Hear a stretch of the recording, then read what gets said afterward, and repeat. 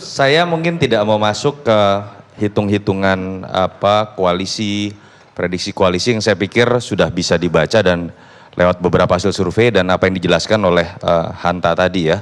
Dan saya juga tidak mau masuk ke komentar Fadlizon karena saya pengamat politik bukan pengamat Fadlizon. Menghindari perdebatan di antara kita lebih baik nanti diteruskan di Twitter, Bang Fadli. Saya mau masuk ke bagaimana pemaknaan terhadap apa yang menjadi judul hari ini, siapa kuda hitam. Pertama dari perspektif sejarah ketika seorang presiden terpilih di Indonesia. Sebetulnya ada hal yang menarik, hampir setiap presiden yang terpilih, hampir saya tidak katakan semua, itu selalu memiliki efek kejut.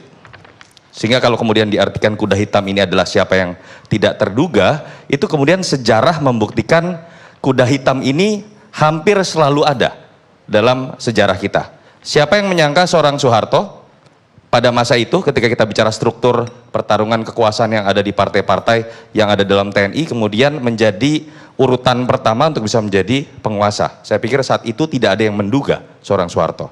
Siapa yang menduga seorang Megawati kalah oleh Gus Dur dalam pemilihan oleh MPR ketika saat itu PDIP menjadi partai pemenang pertama dan Gus Dur namanya tidak pernah disebut untuk menjadi calon presiden pada saat awal-awal reformasi bergulir. Siapa yang menyangka juga momentum besar, saya ingat sekali 5 Maret 2004 ketika almarhum Taufik Kimas mengatakan SBY seperti jenderal taman kanak-kanak, kemudian langsung melambungkan nama seorang SBY yang awal-awal itu tidak pernah disebut sebagai capres, lebih banyak disebut sebagai cawapres. Siapa yang menyangka juga ketika sampai tahun 2012 sebetulnya semua lembaga survei memperlihatkan hampir tidak mungkin ada sosok yang bisa mengalahkan Prabowo. Selalu Prabowo itu bertengger di peringkat 1 hampir semua lembaga survei.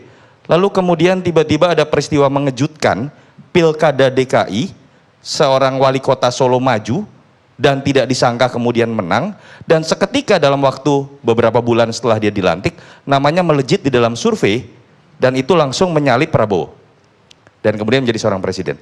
Jadi sebetulnya dalam perspektif sejarah, kejutan-kejutan itu sangat mungkin terjadi.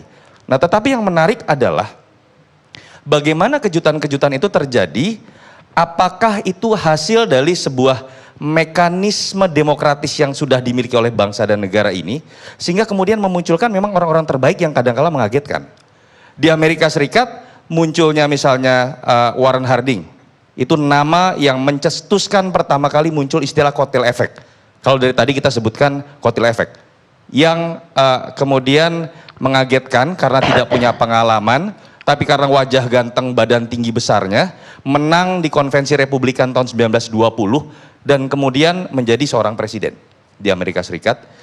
Tapi yang lalu Obama mengagetkan orang ketika pertama kali menjadi presiden kulit hitam misalnya, dan John F. Kennedy mengagetkan presiden Katolik pertama di Amerika Serikat misalnya. Tetapi yang membedakan adalah bagaimana di Amerika Serikat orang-orang yang mengagetkan tersebut bisa muncul karena mekanisme yang tadi Bang Effendi Ghazali sebutkan. Bahwa demokrasi tidak hanya dimaknai one man one vote. Ketika kemudian orang bisa masuk ke bilik suara, semua punya hak. Tetapi demokrasi dimulai di partai sebagai pilar politik pertama. Bahwa siapapun memiliki hak, memiliki peluang untuk membuat kejutan, istilah kuda hitam tadi, untuk kemudian dipilih sebagai yang terbaik di antara yang terbaik. Itu menurut saya, dan kita tidak melihat itu terjadi dari kejutan-kejutan yang terjadi di Indonesia. Yang menyebabkan kejutan-kejutan itu terjadi lebih karena bagaimana konstelasi elit, bagaimana kecelakaan politik, siapa yang menyangka B.J. Habibie yang dipersiapkan sebagai teknokrat menjadi seorang wapres dan presiden misalnya. Orang tidak menyangka. Jadi hal-hal ini yang menurut saya harus jadi renungan. Kita terus-menerus berbicara hanya langsung nama kita survei, kita hitung kemudian. Dan yang saya sayangkan adalah pemaknaan yang tadi diberikan oleh Bang Effendi Ghazali betul tidak harus melalui konvensi. Karena ada mekanisme banyak sekali yang dilakukan. Ada kaukus kalau di Amerika Serikat, pemilihan pendahuluan dan segala macam, termasuk konvensi. Tapi yang harus ditangkap oleh para partai adalah jangan berbicara juga sekedar mengenai presidensial threshold dan merasa yang mendukung presidensial threshold 0% lebih demokratis. Tidak. Anda hanya membuat sebuah mekanisme ketika pesta pora para ketua umum ini terbuka lebih lebar buat siapapun. Tetapi tidak menyediakan pemilu sebagai pesta pora buat kader-kader terbaik di semua partai untuk memiliki peluang menjadi pemimpin di negeri ini. Kalau ada partai yang mengatakan, loh sudah ada mekanisme ketika orang menjadi ketua umum berarti itu kader terbaik. Hei, Anda terpilih menjadi ketua umum sebagai organisatoris terbaik, bukan menjadi calon presiden terbaik. Ini berbeda mekanismenya. Itu yang dilakukan di Amerika Serikat. Itu poin kedua. Menyambung bagaimana kemudian kita memaknai sedikit apa yang terjadi pada pemilu 2019 yang membedakan dengan pemilu-pemilu yang lain. Masih menyambung dengan bagaimana mekanisme demokrasi yang masih setengah matang tadi. Kita sekarang masih terjebak dalam situasi menurut saya yang saya sebut dengan demokrasi kultus. Kita berbicara Jokowi asal bukan Jokowi. Kita berbicara Prabowo asal bukan Prabowo. Kita berbicara lebih baik memilih yang sederhana atau orangnya tegas. Kita berbicara lebih baik militer atau non-militer. Kita terjebak pada atribut-atribut itu. Dan sekarang itu adalah puncak dari demokrasi kultus. Karena pertama kali Bang Karni, kita akan mengikuti pemilu presiden yang berbarengan dengan pemilu legislatif. Artinya pertarungan betul-betul hanya akan menjurus kepada memilih calon atau tokoh yang terbaik. Kultus yang terbaik yang bisa memberikan kotil efek tadi kepada partai. Resikonya kita akan jarang sekali melihat pertarungan nilai, pertarungan ideologi, pertarungan program, semua akan berbicara siapa jagoan yang lebih hebat. Itu poin pertama yang saya pikir harus jadi catatan. Yang kedua, ketika saya tidak punya capres yang hebat, karena nama yang muncul masih levelnya Jokowi dan Prabowo ulangan 2014, saya masuk ke level 2. Untuk mendapatkan kotil efek, untuk mengikuti alur demokrasi kultus ini, saya berebut cawapres. Itu yang terjadi.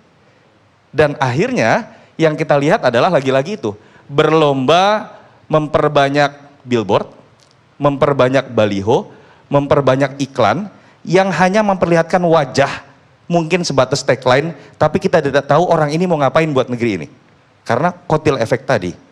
Itu poin kedua yang menurut saya jadi catatan juga. Yang ketiga, ini satu-satunya yang menurut saya akan menjadi hal yang paling positif dari pemilu 2019. Ini adalah pemilu yang diikuti kembali oleh incumbent. Tadi saya sudah sebutkan pada saat bertanya pada Pak Gatot. Maknanya adalah bagaimana kita menguliti incumbent, berhasil bekerja dengan baik atau tidak. Kalau berhasil, kita pilih kembali. Kalau tidak berhasil, kita buang. Kalau itu yang terjadi, kita masuk ke dalam kedewasaan berpolitik. Bung Karni, kita kuliti kebijakan infrastruktur, kita kuliti kebijakan hutang, kita kuliti bagaimana kemudian karakter kepemimpinan. Kalau itu yang terjadi, pertarungan asal bukan Jokowi itu tetap memiliki makna positif. Kalau itu yang terjadi, ini pendekatan rasional. Yang terakhir, dan ini tetap akan menjadi pertanyaan besar, bukan tidak mungkin tapi pergeseran dari kampanye yang rasional yang berdebat mengenai kebijakan Jokowi ini, itu bisa beralih ke variabel terakhir yang harus jadi catatan kita juga. Suka atau tidak, pasca 2014 ketika muncul obor rakyat, muncul isu calon presiden dekat dengan komunis, calon presiden anti agama tertentu, calon presiden berasal dari etnis tertentu, yang kemudian menggeser perdebatan kebijakan tadi menjadi perdebatan yang menurut saya agak sulit ketemu ujungnya dan memecah belah masyarakat. 2017 kemudian terjadi di Pilkada DKI dengan skala yang lebih keras. Saya tidak tahu, suka atau tidak, itu telah menjadi sebuah variabel baru dalam pertarungan politik selama 4 tahun terakhir. Yang saya takutkan adalah kalau variabel ketiga tadi, pertarungan menguliti kebijakan dari incumbent bergeser kepada menguliti kandidat-kandidat dari hal-hal yang malah berpotensi memecah belah bangsa. Karena kalau itu yang terjadi, siapapun yang terpilih, mau itu Jokowi atau Prabowo, berarti berasal dari sebuah pemilu yang peradaban politiknya malah mundur ke belakang. Dari saya itu, makasih Bang Adi.